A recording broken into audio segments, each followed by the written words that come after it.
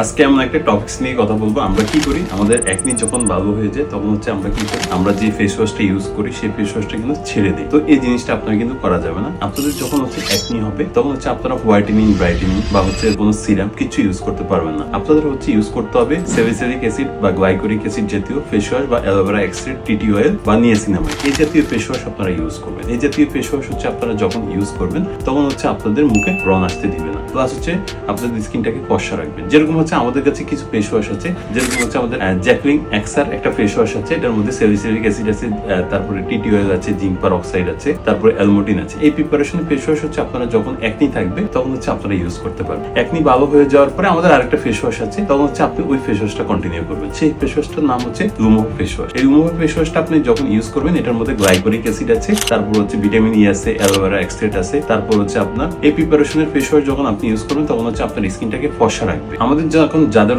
Acne হয়ে গেছে তাদের জন্য আমাদের একটা ক্রিম ইউজ করতে হবে। একটি ফেস ওয়াশের পাশাপাশি একটা একনি ক্রিম ইউজ করতে হবে। একনি ক্রিমের পাশাপাশি আপনাকে স্কিনটা হাইড্রেটেড রাখার জন্য আপনাকে একটা ময়েশ্চারাইজার ইউজ করতে হবে। তো একনি ক্রিমের মধ্যে আমাদের কাছে একটা ক্রিম আছে, সেটা অলিভিক্স ক্রিম। এই ক্রিমটা আপনার যেখানে একনি আছে জাস্ট এখানে আপনাকে অ্যাপ্লাই করতে হবে। এটা সকাল, দুপুর, রাত 3 বার অ্যাপ্লাই করবেন।